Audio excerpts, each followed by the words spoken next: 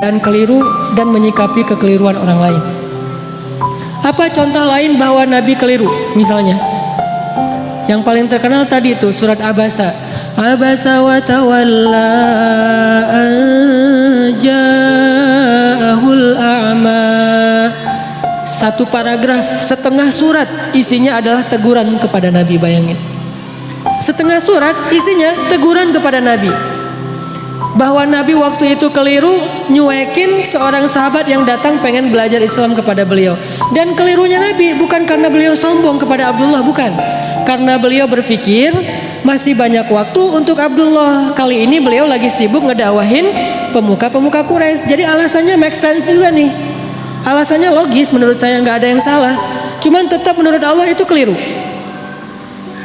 Sampai bahasa Allah tuh kayak nyindir gitu. Coba terjemahannya. Abasa wa tawalla. Dia bermasam muka dan berpaling. Anja'ahul a'ma. Mentang-mentang yang datang kepada dia seorang laki-laki yang buta. Wa ma yudrika la'allahu yazakka. Memangnya kamu tahu, bisa aja dia akan mendapatkan kebaikan dengan belajar. Sedangkan orang yang banyak harta dan sombong, kamu malah meladeninya. Giliran hambaku yang miskin, yang buta datang kepadamu, kamu malah cuek kepada dia. Kalla, kata Allah, jangan gitu dong Muhammad. Coba, kalla kan artinya bukan sekali-kali tidak ya. Dalam konteks saya ini arti kalla, jangan gitu dong. Kalla innaha tadhkirah faman syaa'a dzakarah. Jangan gitu dong Muhammad, ini kan pelajaran untuk orang yang menginginkannya, kamu kasih pelajaran itu. Nabi ditegur sama Allah Subhanahu wa taala dengan bahasa sindiran, dan itu kayaknya kalau kita ditegur kayak gitu gimana perasaannya tuh? Bayangin seorang ustadz, seorang guru pondok pesantren, kiai besar, pemilik pesantren yang selama ini tuh ceramah menasihati murid-muridnya, tiba-tiba suatu saat dimarahi oleh orang lain gara-gara beliau keliru di depan umum. Kira-kira gimana perasaannya? Malu kan? Kalau dia gengsi. Nabi nggak malu. Bukti Nabi nggak malu apa? Ayat itu kemudian dibacakan oleh Nabi kepada para sahabat. Abdullah udah pulang karena Nabi bermasam muka. Tiba-tiba turun ayat surat Abasa. Nabi mengejar Abdullah, ngumpulin sahabat, terus Nabi bilang, telah turun kepadaku satu ayat. Maukah kalian mendengarkannya? Mau ya Rasulullah. Sahabat semangat mendengarkan Al-Quran. Bayangin gimana perasaan Nabi bacain ayat teguran terhadap diri sendiri. Kebayang gak tuh? Kalau ayat-ayat yang lain, bahwa Muhammad itu adalah uswatun hasanah, Muhammad itu adalah yang terbaik, Muhammad itu jujur, Muhammad itu gampang ngebacanya. Tapi kalau Muhammad itu keliru, ini berat nih. Tapi buat Nabi itu tidak berat. Menunjukkan Nabi itu sangat low profile. Bayangin, kumpulin sahabat satu masjid, terus Nabi bacain Abasa wa tawalla an ja'ahul a'ma wa ma yudrika la'allahu yazzakka. Sahabat pada toel-toel, siapa yang dimaksud? Nabi. Oh Nabi. Pada nggak enak hati kan sahabat juga dengerin.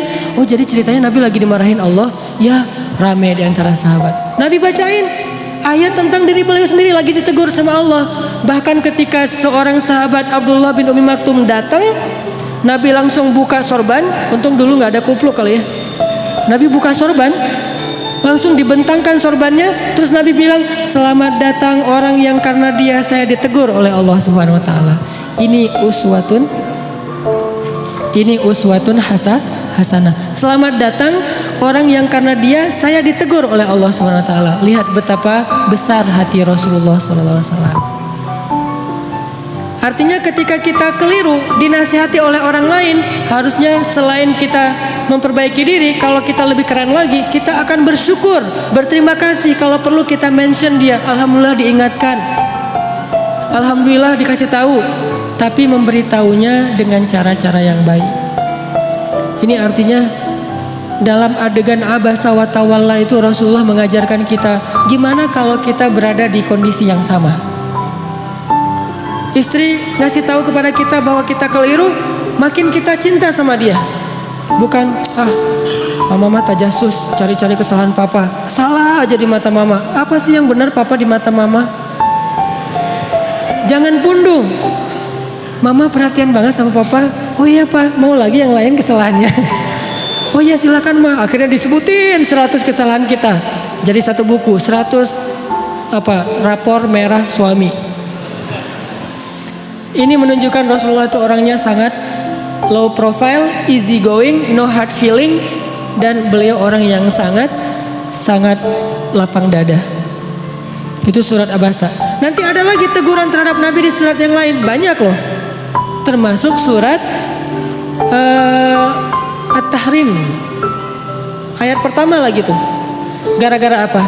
Gara-gara Nabi pengen jaga perasaan Aisyah dan Hafsah. Waktu itu Nabi sering nongkrong di rumah Sofia. Sofia itu istri Nabi yang bedanya sama Aisyah cuma setahun. Aisyah waktu itu 16 tahun, Sofia 17 tahun, baru lulus SMA. Istri Nabi muda nih. Rata-rata istri Nabi kan muda ya, walaupun kalau yang perawan cuma satu, tapi yang lain walaupun janda muda-muda nih. Sofia, Hafsah, Zainab, Ummu Salamah. Yang tua itu kayak Saudah, itu tua. Nah, Sofia orang Yahudi yang nikah sama Nabi itu cantiknya luar biasa. Saking cantiknya Aisyah sampai stalking loh akunnya Sofia. Dan itu terjadi, Aisyah benar-benar kepo tuh. Sofia lagi posting apa sih sekarang? Dikepoin sama Aisyah. Cara ngepoinnya gimana? Kalau dulu kisahnya Aisyah diam-diam datang ke rumah Sofia pas Sofia lagi ada acara selamatan. Jadi kalau kayak sekarang tuh Sofia lagi posting, Aisyah pura-pura ngeliat nih lagi posting apa sih, lagi snapgram apa, lagi insta story apa nih Sofia. Diliatin sama Aisyah, biar nggak ketahuan Aisyah pakai cadar. Tapi kan Nabi itu teliti banget, tahu banget mata Aisyah tuh kayak gimana. Sehelai bulu mata Aisyah aja Nabi tahu, saking sayangnya Nabi sama Aisyah. Pakai cadar, cuman kelihatan matanya doang. Datang ke rumah Sofia, Sofia lagi bikin kayak acara di belakang rumah gitu, di garden party gitulah pokoknya. Lagi barbekyuan gitu kan ya di rumah Sofia. Nah Aisyah datang terus duduk mojok paling belakang. Perhatiin aja Sofia ini orangnya gimana sih, kok Nabi betah banget sama dia, orangnya emang asik banget. Diliatin sama Aisyah. Oh benar sih Sofia itu orangnya humble. Sofia tuh orangnya tuh enak diajak chit chat gitu. Sofia tuh orangnya tuh nggak ada matinya, terus aja ada tema. Makanya Nabi tuh betah banget di sini. Ditambah lagi Sofia itu kolektor madu. Dia tuh banyak ngoleksi madu-madu keren, madu-madu yang dari berbagai macam penjuru bumi gitu, dikoleksi sama dia. Ini madu dari Yaman, ini madu dari Majalengka, ini madu dari mana gitu kan nih. Dikoleksi sama Sofia. Oh gitu. Aisyah dari jauh merhatiin bahasa sekarang kepo. Dikepoin akunnya Sofia. Oh Sofia tuh posting madu. Oh Sofia tuh bisa bikin cake. Oh Sofia itu orangnya asik. Oh Sofia tuh seru. Oh Sofia apa. Nah lagi ngepoin Sofia, Nabi dari jauh ngelihat ada cewek kok sendiri banget di belakang mojok. Nabi liatin, ternyata Aisyah. Nabi sadar, oh ada Aisyah. Pas Nabi ngelihat ke arah Aisyah, Aisyah tahu Nabi ngelihat, Aisyah langsung pergi. Pulang dikejar sama Nabi. Terus slow motion gitu. Dikejar sama Nabi. Aisyah langsung pulang sendiri gitu. Nabi kejar, Aisyah dipanggil sama Nabi. Aisyah kaget, hah? Nabi ngejar saya. Kan itu penting banget ya buat cewek ya. Merasa didahulukan, merasa diprioritaskan, merasakan. Cewek banget lah pokoknya. Jadi kalian harus ngerti tuh beberapa trik. Jangan cuma bisa ollie dan kickflip gitu, tapi bisa ngetrik juga buat pasangan biar keren. Aisyah pulang, Aisyah kata Nabi dari jauh. Jadi agak-agak kayak drakor gitulah. Aisyah langsung lari ke belakang. Terus Nabi langsung nyamperin, yuk jalan bareng aku. Dipegang tangan sama Nabi, jalan berdua. Jangan dibayangin, susah. Pokoknya dengerin aja, membayangkannya nanti aja kalau udah halal. Pegangan tangan, jalan berdua. Pegangan tangan tuh nggak kaku gini ya. Pegangan tangan sambil gini-gini berdua, terus jalan dari rumah Sofia ke rumah Aisyah. Di tengah jalan ngobrol, chit-chat gitu. Karena Aisyah juga orangnya tuh seru kalau diajak ngobrol. Aisyah tanya, Nabi, kata Aisyah, apa Aisyah? Gitu. Aku mau tanya, kata Aisyah. Boleh, tanya apa aja boleh. Kalau misalnya Nabi jadi penggembala, terus ada 2 padang rumput, yang satu tuh udah pernah dipakai penggembala lain, yang satu lagi nggak pernah dipakai. Kira-kira Nabi mau menggembala di mana? Pertanyaan Aisyah. Nabi langsung ngeklik. Oh, maksudnya istri-istri Nabi kan semuanya janda kecuali Aisyah. Jadi lebih cenderung kemana Nabi teh? Kata Nabi, ya pastilah ke padang rumput yang belum pernah dipakai menggembala siapa-siapa. Beneran? Beneran. Hore, kata Aisyah. Ini lihat. Pengertiannya Nabi. Orangnya tuh empati banget sama pasangannya. Nah, suatu saat Aisyah tuh lagi nungguin Nabi pulang di rumah. Nabi kayak telat gitu pulangnya, padahal nggak macet, tapi telat pulangnya tuh. Kenapa ya Nabi kok telat banget pulangnya? Ditungguin sama Aisyah. Dan Aisyah waktu itu lagi satu geng sama Hafsah kan. Aisyah tuh gengnya Hafsah ya. Istri Nabi itu kan ada 2 geng muda sama geng tua. Emang kayak gitu kata ahli sejarah. Makanya baca sirah, kita akan tahu lebih banyak hal luar biasa tentang Rasulullah. Nah, Aisyah lagi berdua nih, lagi nongkrong di rumah Aisyah sama Hafsah. Kamu tahu nggak Nabi di mana? Katanya sih kayaknya Nabi tuh lagi di rumah Sofia gitu. Soalnya tadi aku ngeliat instastorynya Sofia lagi bareng dengan Nabi gitu. Oh, lagi di rumah Sofia, ngapain sih di sana? Biasalah, lagi nyoba-nyoba madu gitu kan. Madunya Sofia tuh banyak koleksinya, banyak macamnya. Oh gitu. Wah, kita harus cari cara nih biar Nabi nggak lagi senang minum madu di rumah Sofia. Tiba-tiba Nabi pulang. Assalamualaikum. Waalaikumsalam. Nabi pulang. Terus pas sampai di rumah, Nabi senyum-senyum ngeliat istri-istrinya berdua lagi pada nongkrong. Lagi ngapain nih berdua? Enggak, lagi santai aja, kata Aisyah. Boleh ikutan nggak? Boleh. Terus pas Nabi duduk, Aisyah bilang, ngapain sih lama banget nggak pulang-pulang, ditungguin loh dari tadi gitu. Oh maaf, soalnya tadi lagi itu di rumah Sofia. Betah banget sih di rumah dia. Ya gitu mulai nih ya. Betah banget sih di rumah dia. Emang ada apa sih di sana? Makanan enak ya? Dimasakin yang keren gitu ya? Emang dia masakin empal gentong ya? Gitu. Akhirnya Nabi bilang, enggak kok, cuma minum madu doang, nggak dimasakin apa-apa. Oh pantesan mulut Nabi tuh nggak enak baunya habis minum madu di rumah Sofia. Udah nggak usah minum madu lagi di sana, nggak enak tuh. Kata Aisyah. Kata Nabi, oh gitu. Ya udah deh kalau gitu mulai sekarang saya nggak akan minum madu lagi. Aisyah merasa dimenangkan lagi nih. Tuh kan, kalau buat gua Nabi apa aja mau. Madu nggak boleh. Bayangin cinta Nabi kepada Aisyah sampai yang halal aja beliau haramkan, walaupun ditegur sama Allah. Jadi seorang suami, saya nggak ngebahas apa hukum rokok ya, kan ada yang bilang haram, ada yang bilang makruh, terserah deh itu mah ulama. Yang pasti ini bukan hukum rokok, tapi merokok dengan request istri. Gimana tuh? Suaminya tuh perokok banget. Terus kata istri, jangan merokok di depan aku dong, aku nggak tahan nih asapnya. Oh, mulai sekarang papa nggak akan ngerokok lagi. Itu kan. Jadi saya tuh lebih suka ngambil angle-nya tuh lebih ke perasaan, etika atau akhlak, bukan hukum. Kalau hukum mungkin bisa haram, bisa makruh, itu tergantung mazhab. Tapi kalau etika, kadang karena permintaan istri jadi nggak jadi ngerokok. Nggak usah ngerokok, yang halal aja nggak jadi tuh. Nabi kan minum madu halal kan, bukan cuma halal, baik lah gitu. Sampai Nabi mengatakan, oh ya udah deh kalau gitu saya nggak akan minum madu lagi. Aisyah senyum-senyum mengarah ke Hafsah. Lihat, Nabi nggak minum madu lagi. Alhamdulillah, udah Aisyah cair, ngobrol ketawa-ketawa, Hafsah pulang. Begitu Hafsah pulang, besoknya turun ayat, ya ayyuhan nabi lima tuharrimu ma halallahu lak. Wahai Nabi, kenapa engkau mengharamkan apa yang Allah halalkan bagimu, yaitu madu? Hanya gara-gara pengen nyenengin hati istri-istrimu? Ditegur oleh Allah Subhanahu wa taala. Bayangin, Nabi keliru. Gara-gara pengen nyenengin hati Aisyah, beliau mengharamkan apa yang Allah halalkan. Ditegur oleh ayat itu, akhirnya Nabi datang kepada Hafsah, ngejapri. Hafsah, ternyata Allah nggak rela madu itu diharamkan. Saya baru dapat ayat nih, surat At-Tahrim ayat 1, surat 66.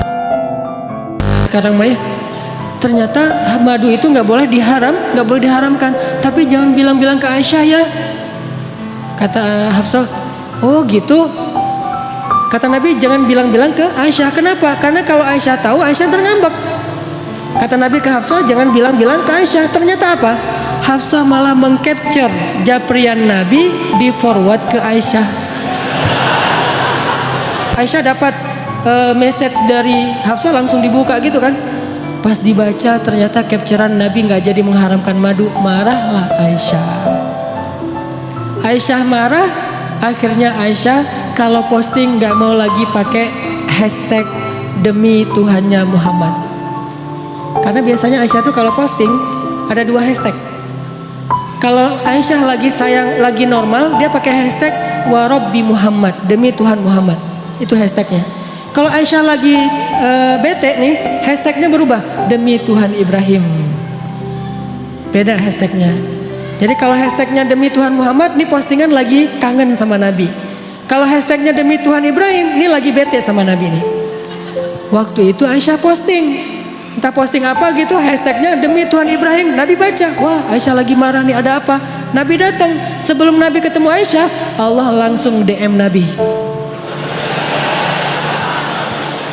Kata Allah, ya Muhammad, ternyata Hafsah sudah mengcapture chat kamu itu kepada Aisyah, sehingga sekarang Aisyah dan Hafsah itu bersekongkol untuk marah sama kamu. Begitu Nabi datang, Nabi langsung bilang ke Hafsah, Hafsah, kenapa kamu capture? Kenapa kamu kasih tahu kepada Aisyah? Hafsah kaget. Ya Rasul, tahu dari mana? Aisyah kasih tahu ya? Kata Aisyah, enggak, saya nggak ngasih tahu. Terus tahu dari mana? Kata Nabi, Allah yang ngasih tahu kepada saya. Turun lagi ayat berikutnya, khusus buat Aisyah sama Hafsah. @Aisyah dan @Hafsah_Umar bin Khattab.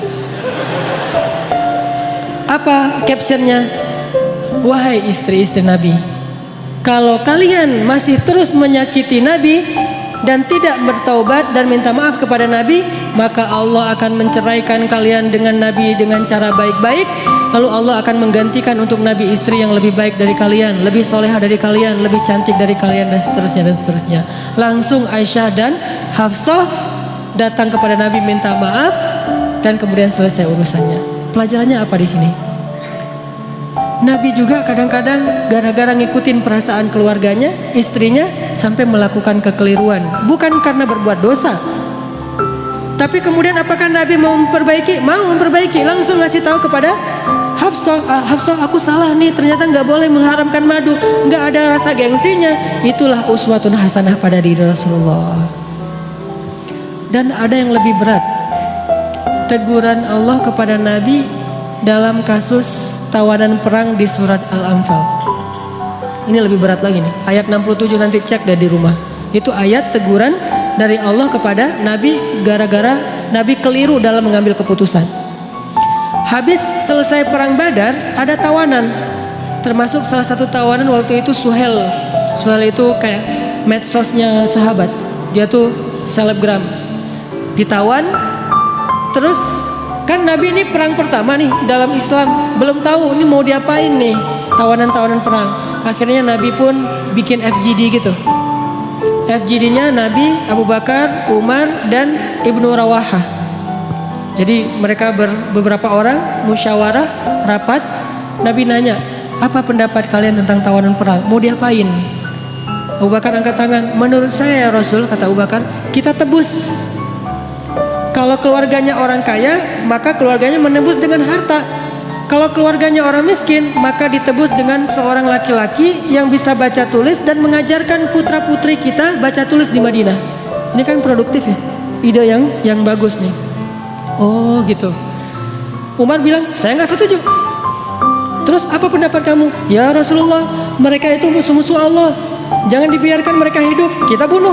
Hukuman mati, karena ini masih dalam hukum militer, hukum perang. Maka tawanan perang dibunuh ya Rasul. Tidak ada kesempatan buat musuh-musuh Allah hari ini ya Rasulullah. Nabi senyum-senyum. Terus Ibnu Rawahah, menurut saya ya Rasulullah, apa Ibnu Rawahah? Kita gali parit, kita masukin mereka ke dalamnya, lalu kita bakar mereka hidup-hidup. Tapi jangan menjudge Ibnu Rawahah ya, karena Ibnu Rawahah ini punya cerita panjang di Mekah kayak gimana dia tuh luar biasa disakiti. Jadi wajar kalau orang emosional. Akhirnya Rasulullah komen. Kata Rasulullah, sesungguhnya Allah menjadikan hati seseorang itu lebih lembut daripada agar-agar, atau lebih lembut daripada kayak yogurt gitu, susu yang dikentelin. Dan sesungguhnya Allah menjadikan hati seseorang kadang lebih keras daripada batu. Engkau wahai Abu Bakar, kata Rasulullah, engkau itu seperti Ibrahim. Engkau wahai Umar, engkau itu seperti Musa. Engkau itu seperti Nuh. Sedangkan Abu Bakar, engkau seperti Ibrahim, seperti Isa. Dua nabi masing-masing dimisalkan untuk mereka. Ini artinya nabi itu menghargai pendapat orang. Engkau wahai Abu Bakar seperti Ibrahim dan seperti Isa. Gimana Ibrahim dan Isa? Memaafkan. Ketika ayahnya pengen mengusir Ibrahim, apa kata Ibrahim? Qala salamun alaik, sa'astaghfiru laka rabbi innahu kana bi hafiya. Keselamatan bagimu wahai ayah. Padahal ayahnya udah zalim sama dia, tapi masih didoain kebaikan.